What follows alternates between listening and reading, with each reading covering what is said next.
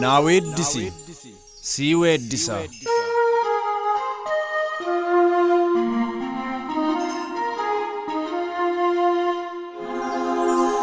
Shurraabeetoo yaa maarrabee gaaddiseetoo yaa dibaabee oromtittii shaggee koo boontuu abbaa gadaa yaa dubree biyya koo bareenni kee adda takkanaan haasa'i ijaaniin si waama yookaan naaf beellami sirraan qabaa dhimma. Boona abbaa gadaa yaa bareedaa gurbaa qeerroo qeerricha koo sabboonticha sabaa qal'aa oromtichaa magaal ilkaan kaarruu kan ijaan noomtuuf nagaadhuma garuu. Lookoo akka leemmanii kuullee ija kuulaa shaggee ilkaan aannanii tankaarruun balbalaa waan garaa koo sitti himaa beenu teenyee gaaddisa shaggee morma dhundhumaa na weeddisi sin weeddisa.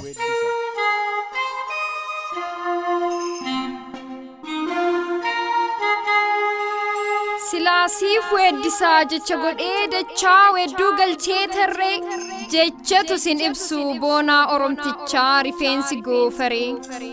Naaf weeddisi kaamee sirrattan ilaalaa sinan dhageeffadha ati naaf dursimee weedduun sirraa tolaa ani dubraa nin qaanfadha.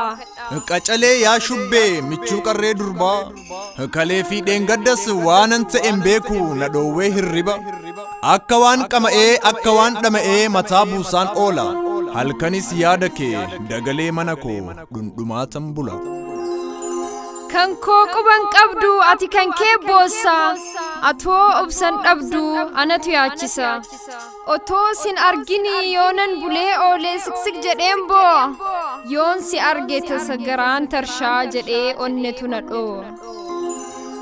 Lookoo akka leemmanii tan mormi sattawwaa tan mul'iin migiraa sukkaaree shankooree mandariina lagaa yaa siddiisa birraa gaafan mataa maree yaada kee dhundhumu yaadaan siin haasawaa keessotti gungumu jinaaween of nyaadha yaada kan kee jidduu yoo namni na waamu. Shaggaa ilkaan baddeessaa kan qubni halangee qalbii dharraa baasa koflaaf haasofni kee. Yommuu ijaan na laaltu koflaanatti haasoftu baay'ee na mararta jecha gootee dachaa yennaa naa weeddistu garaa koo na raafta. Kurraazee yaa duungoo iftuu akka faanusii zeytunee turungoo ashiita jallisii natti taatee araada shaggee ilkaan baradaa halkan qofaa miti guyyaas suman yaada naan haasawan hin dhagayu gungumeen callisa yoon dubbadhu namaan of nyaadheen fooqqisa. Shaggaa koo michuu koo dhiisi kootu caala karaa deemaa namni yoo lallabu alaa yoo waa shokoysanii tasa waa fiiksanii duttu sareen ollaa sumana fakkaatee torba olu taaleen gabba'ee silaala. Jaalala kee abjee loosha ilkaantumaa yuubee yaa shurraabee siifanuu fajajee kophaa koo gunguma yaadaan qalbii dhabee. Shaggee turumbullee yaa haadha jaalalaa dhiisinan sobinii miidhamni koo caala. Hin dheebonne sin beelofne mucaa sumaaf na boossise gidaawee sin rakkanne yaada keettuu na huqqise. Sana qofaa miti baay'eedha gudiin koo gaafa si argerraa eegalee hangar'aa babbade haalli koo mataaf miilitti ta'ee wallaallan afaan koo narraa baqatanii cuftinaan oodanii hundi hiriyyoota koo. Shaggee biliqqisee ijumaan si arguuf hojii koo lakkisee daandiirra dhaabbadha filee goofaree koo dhuftaa kee dhageenyaan al torba fuula koo daawwitiin laalladha.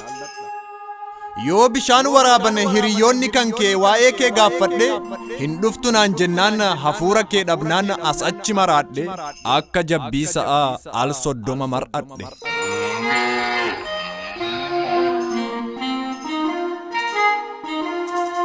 Baay'eedha gudiin koo dhiisimee waan ofii warris nan uffanii manaan ari'uufi shimbiran deebisu bishaan jigen kaasu jabbiis qabuu didee qoraan warraan cabsu gorsas hin dhage'u namaaf hin ajajamu shaggaa gab jedhi kaa amala na jijjiiree warraas hin ergamu.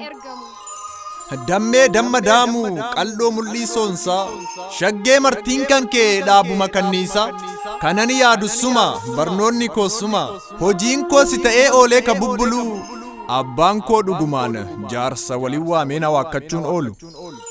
Akka obomboleettii bubbee ji'a sadaasa as achi na butee simaafuu na raasa rarraasee fannisee lafaanis nan gahu samiinis nan koru fayyamoo dhukkuba maaluma wanti isaa magaallee koo garuu. Akka waan qamaanee halkanii fi guyyaa wal yaaduun nu lachuumoo akka waan dhamaanee ani siif maraadhee ati naaf maraachuumoo bar waan biraa miti shurraabee amaarrabe as achi nu butee kan waliif nu irbe jaalalatu walirraa goggogsee nu qabe.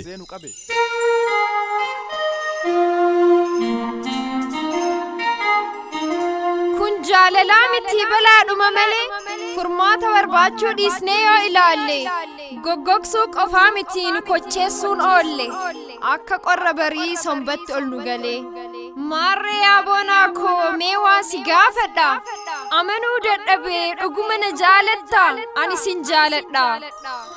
Lubbuu kootti aanee dhugaan si jaalladha rabbi na haa argu yoon si sobe ta'e bakakkaan samirraa kattaan nattaa jigu. Yaa shaggee jaalalaa loosha ilkaantumaa qalloo mul'ii soonsaa dhugaan sitti himaa otoon jaartii qabaadheeyyuu siif jedheen gadhiisa.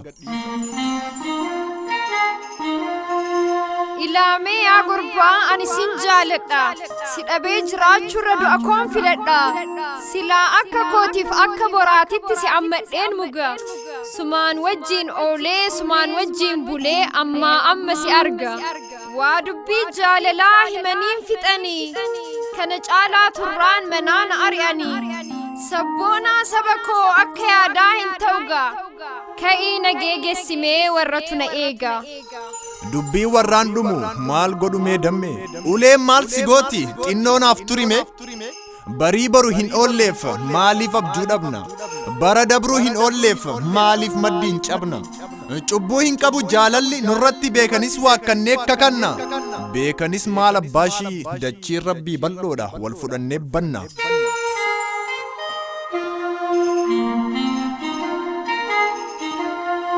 Lakki yaabonaa koo qoosaa miti jaalalti anis warran qabaa ofiin bultuu miti gargaris fagaannee waliinis jiraannu hireen waliif nu qooddu nu too walin dhabnu aadaaf duudhaa qabnaa kan ittiin guddanne dhiisimee boonaa koo hin bannu wal fudhanne aadaa keenya gaarii sodaa warra keenyaaf nuti bukoon dibnu dhaga'i boonaa koo safuu saba keenyaa dhiisi nuti hin diignu. Kanaaf si filadhe boontuu oromtichaa dubree abbaa gadaa aadaa keetiin boonta seenaa saba keetiif safuu duudhaa eegda saba qabna saba guddaa kan keessa dhalanne sirna qabna sirna gadaa kan ittiin guddanne duudhaa keenya dhiifnee aadaa ormaa hin dhaallu seenaa oromtichaa yoomuu bukoon faallu. Oromoon heera qaba seera fi sirna buluun kan ittiin eebbifatee oolee alaa galuun aadaa boonsaa qaba kan fuudhaaf heerumaa seeraaf sirna qaba kan fixatu gumaan maarree yaabonaa koo akkuma aadaa keenyatti bultiis ijaarranna safuu sabaa eegnee duudhaadhuma keenya dhalootas dhaalchifna. Faayaaf kaaya guutee hundasaa ulaagaa jaarsatti himadhee warra keetitti erga aadaadhaan wal fuunee dhalootaafis fakkeenya daandii seenaa taana firaaf ollaa waamnee jaarsaan eebbifannee ijaarra mana kenna. Aadaan oromtichaa duudhaan akka hin banne laaqamee kan ormaannu kan eeggatee kunuunsus dhalootaafis dabarsu ana si'i numa.